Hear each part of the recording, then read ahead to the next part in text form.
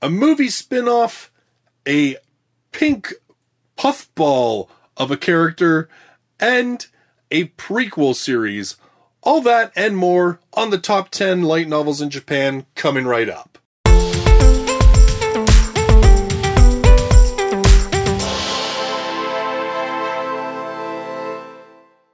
Hello everybody, Justice R. Stone here, and on this channel I focus on light novels. So if you love light novels or you're just kind of interested in them, you should consider subscribing for news, reviews, and countdowns of popular titles in Japan, just like this one. Now this week we don't have a huge change in the list. Over the last couple of weeks we've had more than half the list flip over, but this week it's about a third or so of the list that changes. Not a lot of titles that I'd say I'm really excited about, but, well, it is what it is, so let's get right to the countdown. At number 10, with 6,267 copies sold, Hoshi no Kirby Star Allies. Yes, the pink fluff ball of a character that has been in video games for quite some time now is getting a novelization of... Is Kirby a he or a she? I've always thought of Kirby as a he, but I don't know whether there's actually canon on that.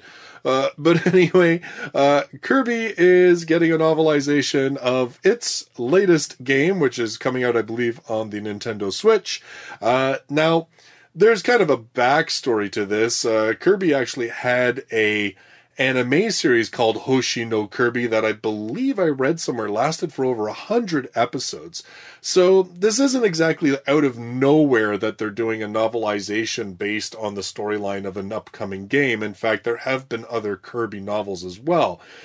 Just doesn't seem like Kirby's as big here in North America as Kirby is in Japan, but, well, I don't know. I mean, I've never been a huge Kirby player, so I don't really know. What are your thoughts? Kirby, yay, nay, meh? Let me know in the comments down below. At number 9, with 6,417 copies sold, volume number 14 of Kono Subarashii Sekai ni Shukufuku, or as we have it in English, Konosuba, God's Blessing on This Wonderful World. So, of course, the latest volume number 14 has been on the list for quite a number of weeks so far. Not too shocking, it's a really popular series.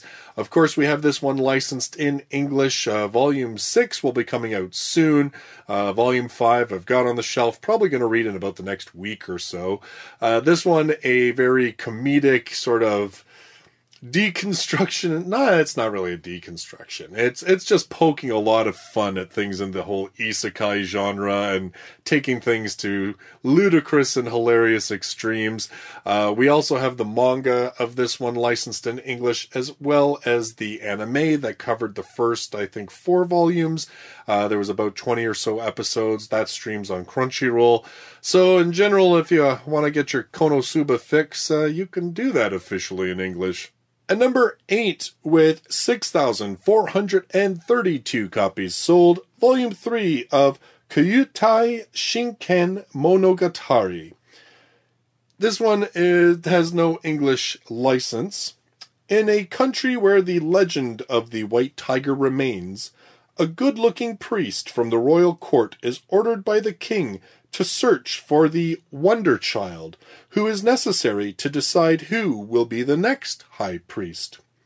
It is said that this Wonder Child possesses the Aegon, eyes able to discern evil and good in people's hearts. However, the main candidate is a mischievous child raised in the mountains. While doubting that this child really has such a power, the priest still starts his dangerous journey to go back to the capital with the child, and the country's strongest young man as a bodyguard.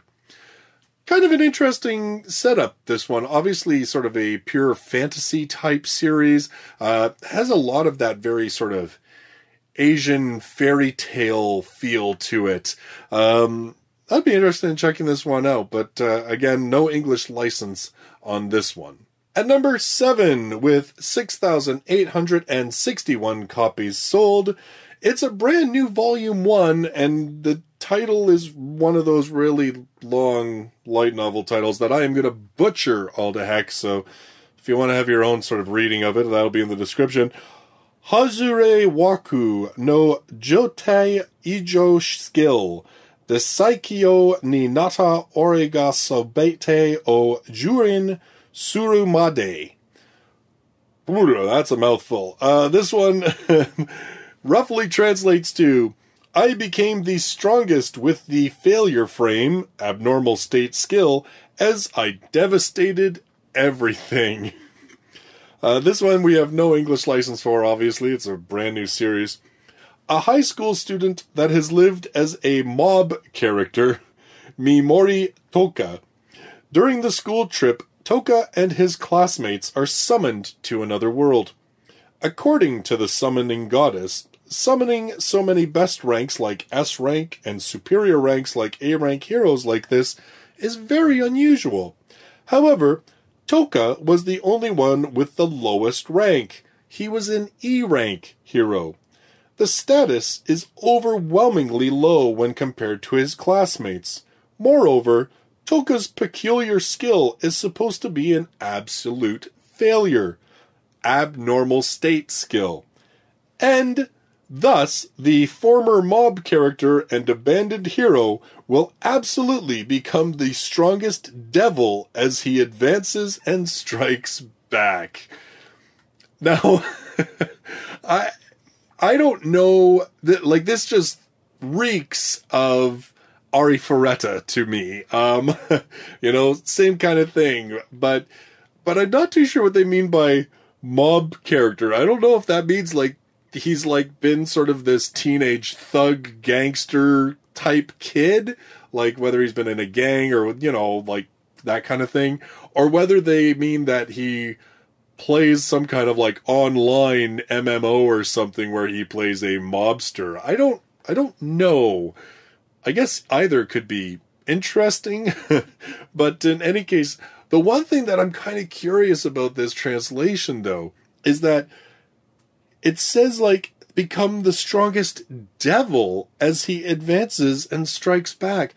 So, in Arifureta, of course, the main character strikes out on his own basically to escape the world, to strike against the whole mission that he's been summoned for and to get home. It's not like he actively decides to go out and, like, punish the whole entire world. At least not initially. I've only read the first 3 volumes, but, you know, not initially necessarily does he decide to do that. But this one, it makes it sound almost like he's kind of like, yeah, you know what? All you guys who, like, took a dump on me and said I was low rank and all that, I am going to become intensely strong and I am going to destroy everything. Especially, like, even when the title is, you know, devastating as I devastated everything, right? Like, it sounds like more of a character actively seeking to become a villain. So that, in a way, I find kind of interesting. I'd be curious to see sort of how this series goes, to be honest. At number 6, with 7,486 copies sold, volume number 9 of Seitokai no Shuunen, Hekiyou Gakuen Seitokai mokushiroku. This one was on the list last week. We have no English license for this. Of course, this is a short story collection based on the characters from Seitokai no Ichizon, which is a story about a single boy trying to make all of the beautiful girls who are on the student council his personal harem. That's kind of the gist of it. This series has actually been completed for a number of years in Japan, and it's been a number of years since there was even a short story volume, but from what I was able to get, it sounds like this was released because it's the 10th anniversary of the premiere of the original series. So this one was actually on the list, like I said, last week. It remains on the list this week. I don't know if we're ever going to get an English translation of this officially, even the main series, because, well, like I said, it's kind of an older series, but you never know. Like, picking up older series seems to be gaining some momentum among English publishers in terms of something that could be a good idea. So, and this one I don't think, I'm trying to take a look at it, I don't think I put that in the notes, but I don't recall it having, like, I think it had maybe 10 volumes. It might be even less than that. Like, it wasn't like a long, crazy long series. So, I mean, it doesn't seem like a bad series to maybe pick up, and it would be that whole slice of life, rom-com, harem type series. Maybe it would work. At number 5, with 7,532 copies sold, volume number 10 of Imouto Sae ireba. And I butcher that every time. It's A Sister's All You Need. We do have this one in English. They have released volumes 1 and volume 2 is coming out in September 18th. This one in English from Yen on. There was a 12-episode anime, which you can watch on Crunchyroll. It covered volumes 1 to 3 with some material from volume number 4. Of course, focusing on sort of the day-to-day lives and occurrences that happen between people that have become connected because they are all light novel authors, or they're relatives or friends of the main character who's the light novel author, or even there's like some artists and a tax accountant and an editor. It's just basically this group of individuals that are all sort of connected because of this main character and him being a light novelist.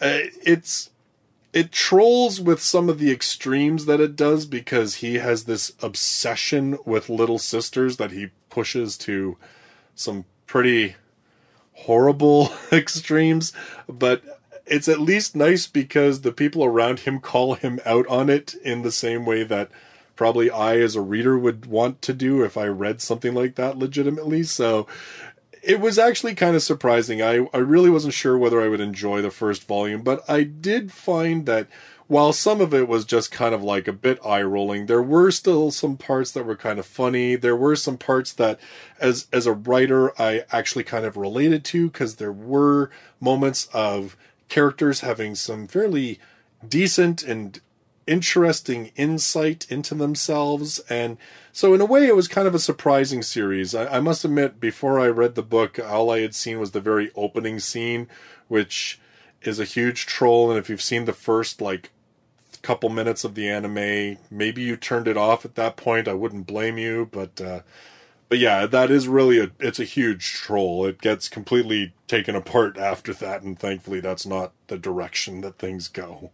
At number 4, with 10,960 copies sold, volume number 1 of Shin High School DxD. This one on the list last week, of course.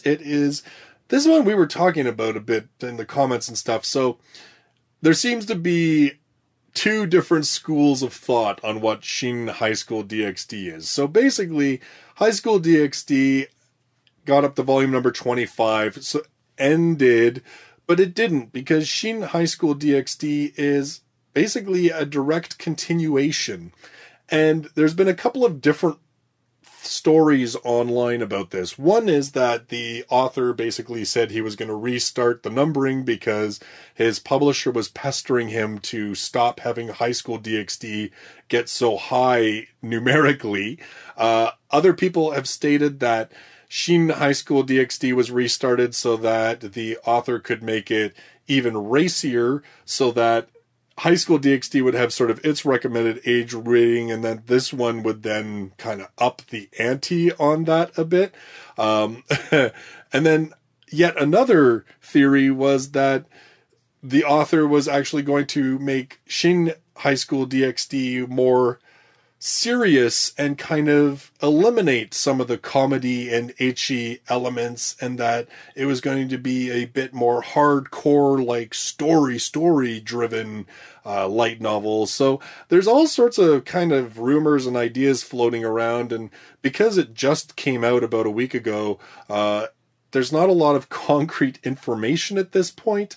I'll wait another couple of weeks and we'll see. We'll probably find out a lot more from people as they read it and talk about it online and stuff like that. But it's kind of interesting. Now, of course, we don't even have High School DxD officially released in English in light novel format. We do have the manga being released by Yen Press. And of course the anime, we've had a couple of seasons of that. You can stream it on Crunchyroll. So we do have some high school DxD, but the light novels still elude our grasp. At number 3, with 12,501 copies sold, volume number 12 of Roku de Nashi Majutsu Koshi to Akashic Record, or as we know it in English, Akashic Records of the Bastard Magical Instructor. This one we have no English license for the light novels. We do have the manga license for English released by 7 Seas. They're releasing volume 4 this month, August of 2018. And there was a 12-episode anime which was licensed in North America by Funimation. This was on the list last week. Of course, sort of a magic high school battle, but then the students, their new teacher is a lazy, useless bastard. Yeah. I mean, that pretty much covers it. Again, you know what? I said it last week. I'll say it again. I'm always up for a little bit more of the whole high school battle magic thing, just to sort of see how it is. Unfortunately, some of them can be a little too rote, or a little bit too just covering the same material and ground as a million other series have done just as well, if not better. But I'm always willing to give it a try. At number 2, with 13,595 copies sold, volume number 2 of Arifureta Shokugyo de Sekai Saikyou Rei, or Zero. This one is the prequel series to the Arifureta series. Funny, I just literally mentioned that just a couple minutes ago. Both this, the prequel, and the actual main series of Arifureta are licensed for English release by J-Novel Club. J-Novel's already released volume number 1 of Arifureta Zero, and the print release of the main series, Arifureta, is being handled by 7 Seas, although that is the J-Novel Club translation. If you follow this channel, you know that J-Novel and 7 Seas basically had a deal that way, although that's now changing because J-Novel Club is going to be releasing their own titles in print starting late this year or early next year. This is the story of what happened long before Hajime was summoned to Tortoise. Oscar Orcus is considered a third-rate synergist by most people. He spends his days peacefully, working so he can send money back to an orphanage. All that changes when the whirlwind that is Milady Racen storms into his life. Milady sees the hidden potential in Oscar and invites him on her journey to defeat the gods. Oscar wants no part of any journey and he refuses. But Milady is persistent and the situation changes drastically when the orphanage he wants to protect is attacked. In the end, what will our unlikely hero decide? Well, it's a prequel series, so we kind of already know what he decides, but nonetheless, this one's kind of interesting in terms of, if you've been reading the main Arifureta series, of course, a major piece of that is this whole defeating these dungeons, and this one is actually following the people who created those dungeons, which I think is kind of cool, actually. I have not read the first volume of Arifureta Zero.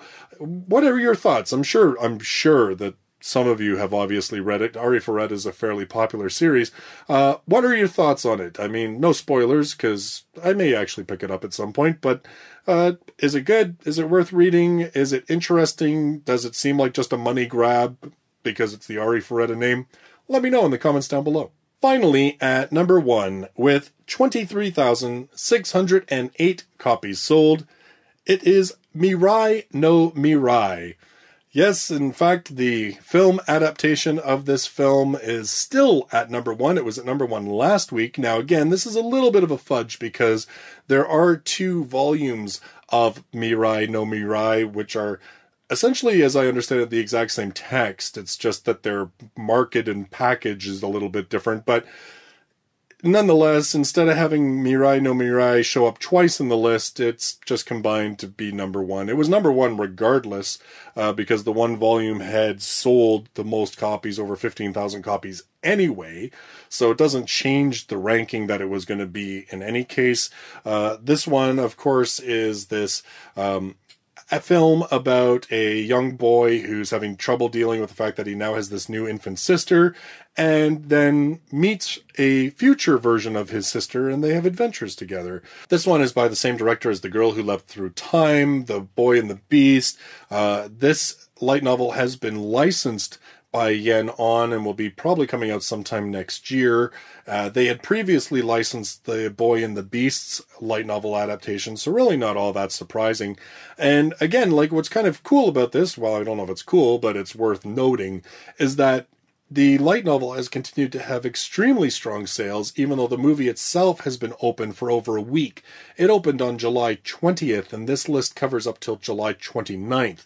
So even though stories have come out of Japan that the film has not done as well financially as what people had predicted, it certainly seems like the readership is there for the story itself, because it has continued to do very, very well, despite what anyone might talk about in terms of the film's performance. So clearly it seems to me that those who have seen the movie have enjoyed it enough either to go out and get the light novels, or the word of mouth and reviews of the movie itself have remained positive enough that book buying audiences are buying it so that they can enjoy the story. So either way, I said last week it would be interesting to see how this did with the movie having over a full week of release, and apparently it's doing very, very well. This week I want to say a special thanks to Kyle Block, Leonardo Bastos, Shotaku, and Ki Duang Ngayen for their support on Patreon, and for the support of all the rest of my patrons who help me buy books for this channel, as well as to help support the continuation of the Light Novel Podcast, which has been a lot of fun to do, and we're looking way, way down the road. We're just pushing ahead with more and more episodes. Our next episode, we didn't announce it then, but I'll give you a sneak peek because you're here watching this video.